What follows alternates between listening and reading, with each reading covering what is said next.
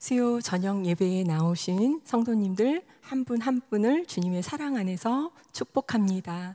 이 시간 주변 옆에 좌우 살피시면서 이렇게 함께 인사 나누었으면 좋겠습니다. 예수님으로부터 은혜와 평강이 있기를 빕니다. 함께 인사하시겠습니다. 예수님으로부터 은혜와 평강이 있기를 빕니다. 네, 이번엔 가슴에 손을 얹으시고요. 자신을 축복하였으면 좋겠습니다. 예수님으로부터 은혜와 평강이 내게 있습니다. 예수님으로부터 은혜와 평강이 내게 있습니다. 아멘, 아멘. 지금 우리가 나눈 인사는 오늘 우리가 읽은 본문 말씀 3절의 말씀이기도 합니다. 함께 3절 말씀 다시 한번 읽어보도록 하겠습니다. 하나님 우리의 아버지와 주 예수 그리스도로부터 은혜와 평강이 있기를 원하노라. 아멘. 제가 섬기는 아동부의 예배 시간에는 매일 이 인사로 하나님의 평안을 나누는 인사로 예배를 엽니다. 은혜와 평강은 바울이 사역했던 그 당시 아주 평범했던 인사였습니다. 바울은 또 다른 여러 서신들에서 은혜와 평강이 있기를 빕니다. 하나님의 은혜와 평강이 어떻게 그 당시 사도 바울과 사람들에게 또 지금 오늘 우리들에게 임할 수 있을까요? 바로 예수 그리스도를 통해서입니다. 오직 예수 그리스도를 통해서만 하늘 아버지의 은혜와 평강이 우리에게 임할 수 있음을 고백합니다. 은혜와 평강은 예수님을 믿는 모든 사람들에게 큰 축복이며 축복입니다. 이 축복이 이 자리에 나와 함께 예배드리시는 모든 성도님들, 또 지금 영상으로 예배드리고 계신 모든 분들 한 분 한 분께 임하시는 은혜가 있기를 바랍니다.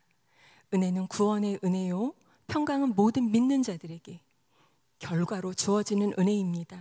이것을 알면 하나님을 모르고 살아가는 사람들을 우리가 복음을 전하지가 않을 수 없습니다. 안타까운 마음으로 우리가 누리는 이 은혜와 평강이 흘러가길 우리는 전하게 됩니다. 1절 말씀 함께 다시 읽어보도록 하겠습니다. 시작. 하나님의 뜻을 따라 그리스도 예수의 사도로 부르심을 받은 바울과 형제 소스데네는, 2절은 제가 읽겠습니다. 고린도에 있는 하나님의 교회 곧 그리스도 예수 안에서 거룩하여지고 성도라 부르심을 받은 자들과 또 각 처에서 우리의 주 곧 그들과 우리의 주 되신 예수 그리스도의 이름을 부르는 모든 자들에게. 이 서신은 고린도 지역에 하나님을 모르는 자들이 아닌 하나님을 이미 알고 있는 성도들에게 전해진 서신입니다. 그런데 왜 바울은 그 고린도에 있는 성도들에게, 교인들에게 이 편지를 썼을까요? 이 편지의 발신자와 수신자가 지금 우리가 읽은 1, 2절 말씀에 있었습니다. 바울은 고린도에 있는 하나님의 교회, 곧 그리스도 예수 안에서 거룩하게 돼 성도로 부르심을 받은 사람들과 또한 각 처에서 예수 그리스도의 이름을 부르는 모든 사람들에게 편지를 썼다고 말합니다. 바울의 이 서신은 아마도 고린도인들에게, 고린도 교인들에게 보내는 첫 편지가 아닌 듯 싶습니다. 고린도전서 5장 9절 말씀을 함께 읽도록 하겠습니다. 내가 너희에게 쓴 편지에 음행하는 자들을 사귀지 말라 하였거니와. 아멘. 앞부분에 내가 너희에게 쓴 편지에, 이미 고린도전서 앞서 편지가 있었음을 말해줍니다.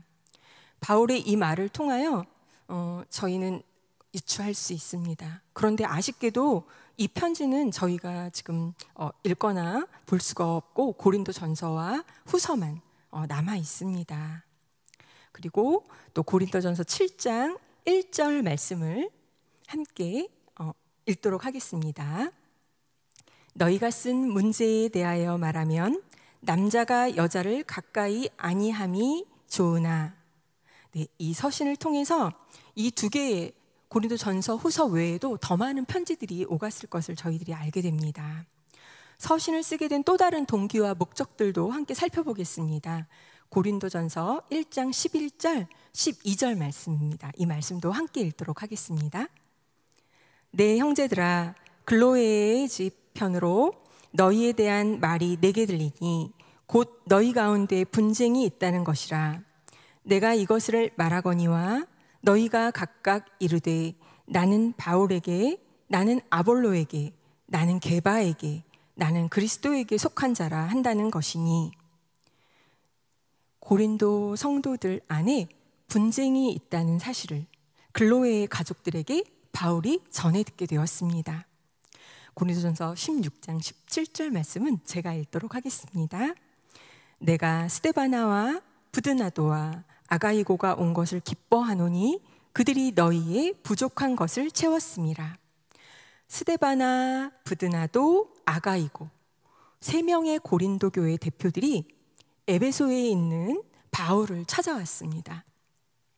그들을 통해 고린도 성도들, 교회의 상황, 여러 가지 문제들을 듣게 되었습니다. 오늘 드린 자료들에 여러 가지 문제들이 좀 상세히 적혀 있습니다. 제가 일부를 읽도록 하겠습니다. 분열의 문제, 성도덕 문제, 성도들 사이의 소송, 결혼과 이혼 문제, 부부 사이의 성생활 문제, 우상 제물 또 음식 문제, 그리고 은사주의자들의 은사 활용 문제, 방언 오용 문제, 예배 생활에 관련된 문제, 죽은 자들의 부활, 종말 문제 등 여러 가지 문제들이 있었음을 들었습니다. 이들의 문제들을 이해한 바울은 이것의 해결책을 제시하기 위하여 또 복음을 따라 살기를 권면하기 위하여 이 고린도 서신을 썼습니다. 이 서신은 바울이 에베소에 머물던 3년 시기 중 후반기에 해당하는 시기로 주후 54년에서 55년 사이에 쓰여진 것으로 보입니다. 사도행전 20장 31절 말씀을 제가 읽겠습니다. 눈으로 함께 제가 읽겠습니다. 그러므로 여러분이 읽게요. 내가 3년이나 밤낮 쉬지 않고 눈물로 각 사람을 훈계하던 것을 기억하라. 도시 고린도는 제국의 죄악의 중심지였습니다. 세계에 큰 항구가 있고 상업도시였죠. 그곳은 문란하고 또 죄악이 가득한 항구 도시였습니다. 바울의 고린도 선교는 2차 전도 여행 기간에 있었습니다. 사도행전 18장에 나와 있는데요. 빌립보와 데살로니가의 교회를 세운 후 베레아와 아테네를 거쳐 고린도에 도착한 바울은 고린도에서 18개월 이상을 사역했던 것으로 봅니다. 18장 11절 말씀에 1년 6개월을 머물며 그들 가운데서 하나님의 말씀을 가르치니라 라고 기록되어 있습니다. 이방인 선교의 사명을 품고 그 삶이 전도 여행이었던 바울이 적지 않은 시간 18개월이라는 시간을 고린도에 머물렀던 것을 보게 됩니다. 그러한 이유에는 몇 가지 요인들이 동기가 작용했을 것으로 봅니다. 말씀을 사도행전 18장 2절 3절 말씀을 제가 읽도록 하겠습니다. 아골라라 하는 본도에서 난 유대인 한 사람을 만나니 글라우디오가 모든 유대인을 명하여 로마에서 떠나라 한 거로 그가 그 아내 브리스길라와 함께 이달리아로부터 새로 온지라. 바울이 그들에게 가매 생업이 같으므로 함께 살며 일을 하니 그 생업은 천막을 만드는 것이더라. 브리스길라와 아골라 동역자를 만났습니다. 그래서 함께 사역을 할 수 있게 되었지요. 이들은 천막을 만드는 생업이 같은 일을 했다고 합니다. 그래서 아마 더 쉽게 동역을 할 수 있었던 것으로 보입니다. 그리고 바울은 브리스길라와 아골라 부부의 집에 머물며 생활할 수 있었습니다. 거처도 주어졌지요. 성도 여러분, 방금 전에 제가 질문 드린 것처럼 고린도에 바울이 18개월이나 머물러 있었던 시간을 제가 한번 생각해 볼 때 브리스길라와 아골라가 큰 힘이 되어주지 않았을까, 이 말씀을 통해서 생각을 해보게 됩니다. 여러분들도 우리들도 서로에게 그렇게 사역이 힘이 되며 동역자들에게 위로와 격려자가 되기를 축복합니다. 사역의 동기가 되고 또 축복의 통로가 되는 우리들이 되기를 바랍니다. 힘과 위로가 되고 힘껏 물질도 나누고 힘껏 눈물로 기도하고 또 중보자가 되어주는 그런 우리들이 되기를 축복합니다. 한 가지 더 살펴보도록 하겠습니다. 함께 18장 9절 10절 말씀 사도행전입니다. 읽도록 하겠습니다. 밤에 주께서 환상 가운데 바울에게 말씀하시되 두려워하지 말며 침묵하지 말고 말하라. 내가 너와 함께 있음에 어떤 사람도 너를 대적하여 해롭게 할 자가 없을 것이니 이는 이 성중에 내 백성이 많음이라 하시더라. 바울은 성령님으로부터 받은 고린도에서 복음 전하는 사명을 확신할 수 있었기 때문에 담대하게 이곳에서 사역을 이어갈 수 있었습니다. 외에도 이 서신에는 바울 사도와 고린도 성도들의 정체성을 나타내주는 말씀 구절들이 있습니다. 고린도전서 1장 1절 말씀인데요. 하나님의 뜻을 따라 그리스도 예수의 사도로 부르심을 받은 바울이라고 이야기합니다. 바울은 자신이 자기 의지로, 자기 스스로 복음을 전하는 이 자리에 있다고 말하지 않습니다. 하나님으로부터 부름받았다고 하는 확신을 정확하게 전합니다. 바울의 이러한 확신은 고린도 후서 또 다른 서신서들에서도 보여집니다. 로마서, 갈라디아서, 빌립보서, 골로새서 1장 1절들에 이 정확한 제시가 나옵니다. 제가 읽도록 하겠습니다. 로마서 1장 1절 말씀입니다. 예수 그리스도의 종 바울은 사도로 부르심을 받아 하나님의 복음을 위하여 택정함을 입었으니. 갈라디아서 1장 1절 말씀입니다. 함께 읽도록 하겠습니다. 사람들에게서 난 것도 아니요 사람으로 말미암은 것도 아니요 오직 예수 그리스도와 그를 죽은 자 가운데서 살리신 하나님 아버지로 말미암아 사도된 바울은. 아멘. 빌립보서 1장 1절 말씀입니다. 함께 읽도록 하겠습니다. 그리스도 예수의 종 바울과 디모데는 그리스도 예수 안에서 빌립보에 사는 모든 성도와 또한 감독들과 집사들에게 편지하노니. 네, 골로새서 1장 1절 말씀도 함께 읽도록 하겠습니다. 하나님의 뜻으로 말미암아 그리스도 예수의 사도된 바울과 형제 디모데는. 아멘. 하나님의 뜻으로 사도가 된 바울 자신이라고 정확하게 이야기를 전합니다. 바울은 자신을 그리스도의 종으로 하나님의 부름을 받고 보냄을 받은 사도로 말합니다. 바울에게 있어서 자기 삶의 주권은 자기 자신이 아닙니다. 오로지 예수 그리스도 하나님 한 분이십니다. 그의 삶의 주인은 주님이심을 철저히 고백하고 따르는 신앙이었기에 그가 감옥에 갇혀서도 그리고 이 수많은 전도 여행을 통해서도 예수님의 증인된 삶을 담대하게 살 수 있었던 것입니다. 그리고 지금 이 편지, 영적 아비의 마음을 품고 성도들에게 사랑의 서신을 전할 수 있었던 것이지요. 바울과 같이 우리도 우리 삶의 주인이 하나님 한 분이십니다 라고 고백하며 주님 기뻐하시는 부활의 산 증인으로 매일매일 하루하루를 살아가는 우리 금호중앙교회 성도님들 다 되시기를 축복합니다. 부활의 증인으로 살아가는 삶이란 어떤 것일까? 또 말씀 묵상을 하며 잠시 생각을 해보았습니다. 제가 섬기는 아동부는 요즘 예배가 아주 많이 뜨거워졌습니다. 어린 친구들인데 아이들이 찬양하는 소리를 들으면 선생님들이 뒤에서 눈물이 난다고 하십니다.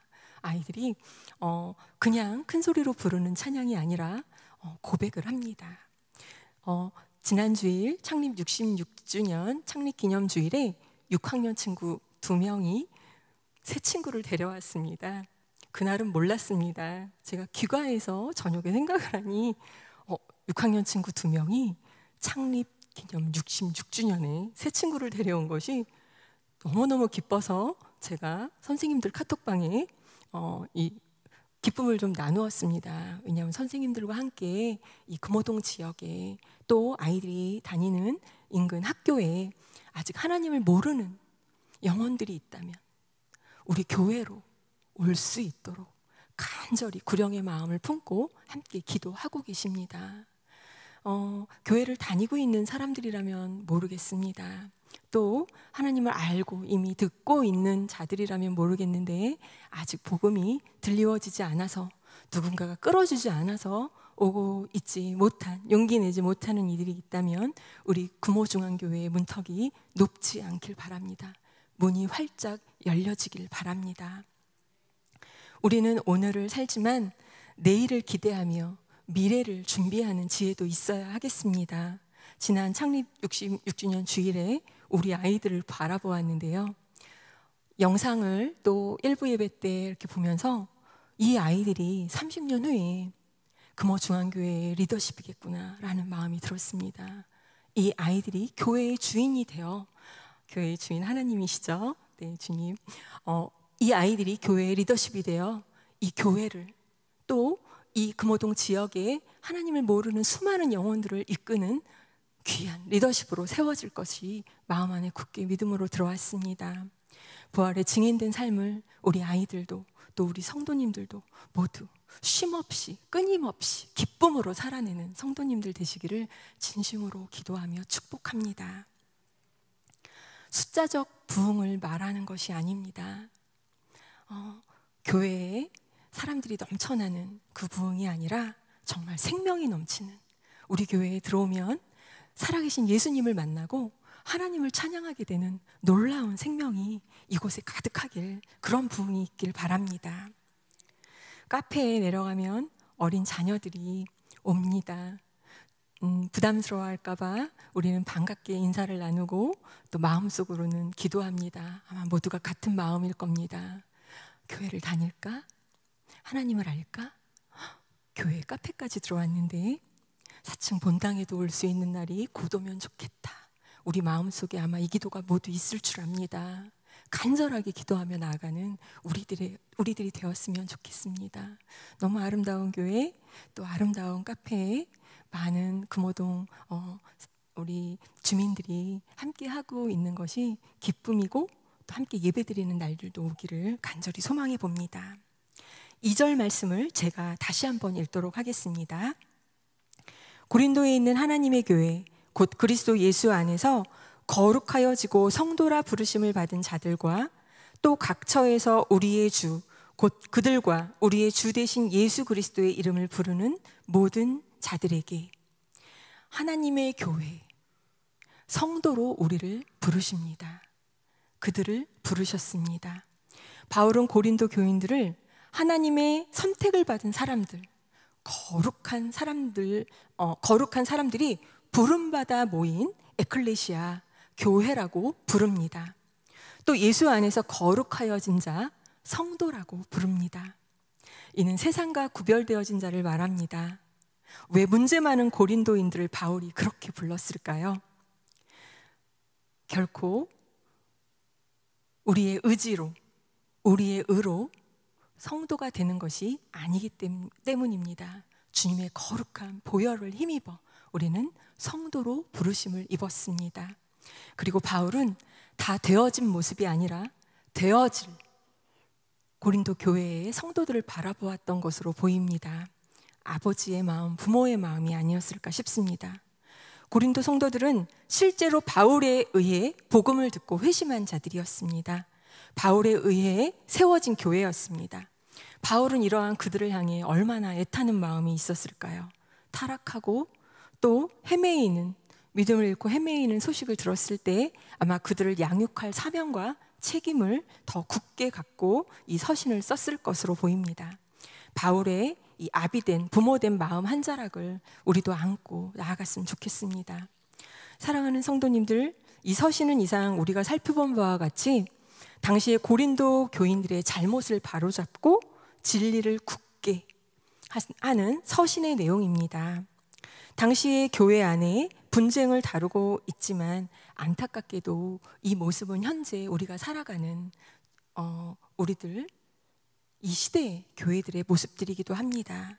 그러니 우리는 더욱 깨어 이 말씀을 품고 하나님께서 이끄시는, 우리에게 가르쳐 주시는 말씀으로 바꿔 나가야 할 것입니다. 저자는 고린도 교인들에게 메시지보다 사람을 더 중시하는 미성숙의 증거이자 분열의 요인이 있었다는 것을 말합니다. 이 책은 제가 싱클레어 퍼거스라는 성숙의 길이라는 책인데요. 여기 2층 카페에서 이 책을 찾았습니다. 드란노에서 나온 책으로 고린도보서 다시 보기 챕터라는 챕터에 바울이 고린도 교회에 보낸 첫 번째 편지를 읽어보면 이라고 나옵니다. 성숙의 관점에서 고린도 서신을 다시 한번 살펴본 글이기 때문에 저도 함께 이 문제를 잠시 들여다보게 되었습니다. 남들을 위하여 영적 은사를 사용하는 것보다 자신이 그 은사를 갖고 있다는 사실을 중시하는 사람들, 그리고 능력을 더 우선시했던 것들을 이 저자는 이야기를 합니다.